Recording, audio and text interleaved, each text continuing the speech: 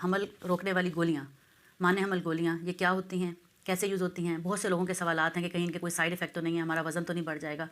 तो इस सारे टॉपिक को आज की हम इस वीडियो में कवर करेंगे। तो ओरल कंट्रासेप्टिव पिल्स ये रेगुलर होती हैं, जैसे कि मैंने कुछ दिन पहले एक वीडियो बताई थी इमरजेंसी कंट्रासेप्टिव पिल के बारे में।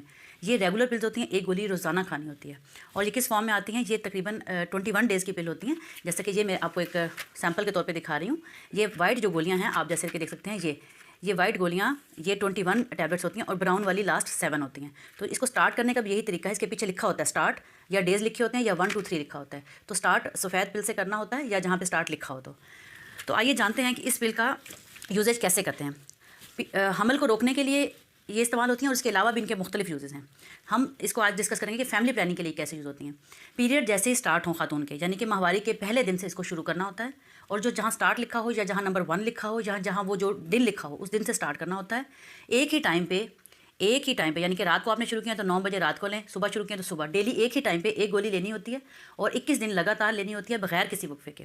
और 21 दिन जब ख़त्म हो जाते हैं तो 21 दिन के बाद ब्राउन कलर की या तो गोली खानी होती है, जो कि 7 गोलियाँ होती हैं ब्राउन कलर की, जैसे कि ये आप देख रहे हैं ब्राउन।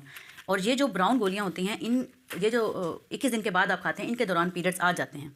अब जैसे ही माहवारी शुरू होगी, आप नया पत्ता शुरू कर देंगे, ठीक है। और इसी तरह पीरियड्स के पहले दिन से नई गोली शुरू कर देंगे। तो ये तो इनको इस्तेमाल करने का तरीका है कंट्रासेप्शन के तौर पे, यानी कि वक्फे के लिए।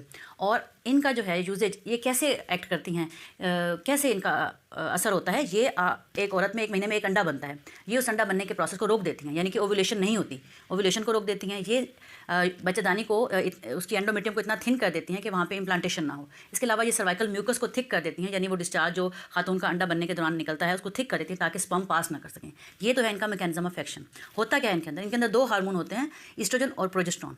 बाजार में डिफरेंट किस्म की पिल्स अवेलेबल हैं, कुछ लो डोज होती हैं, कुछ हाई डोज होती हैं। डिपेंड करता है, पेशेंट टू पेशेंट वेरी करता है कि किसको कौन सी सूट करती हैं। उसके हिसाब से आप अपने डॉक्टर के मशवरे से इस्तेमाल करते हैं। अब रही बात ये कि अगर किसी दिन आप पिल खाना भूल गए हैं तो क्या करें।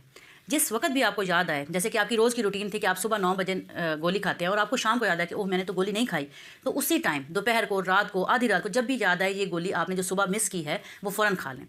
अगर 2 दिन से ज़्यादा आपकी पिल मिस हो गई है तो फिर आपको एक्स्ट्रा कोई मेथड यूज़ करना पड़ता है, जैसे कि बैरियर मेथड, आपको कंडोम यूज़ करना पड़ता है, या एमरजेंसी कंट्रासेप्टिव पिल। अगर आपको मोर देन 7 डेज़ आप पिल भूल गई हैं तो फिर आपको एमरजेंसी कंट्रासेप्टिव पिल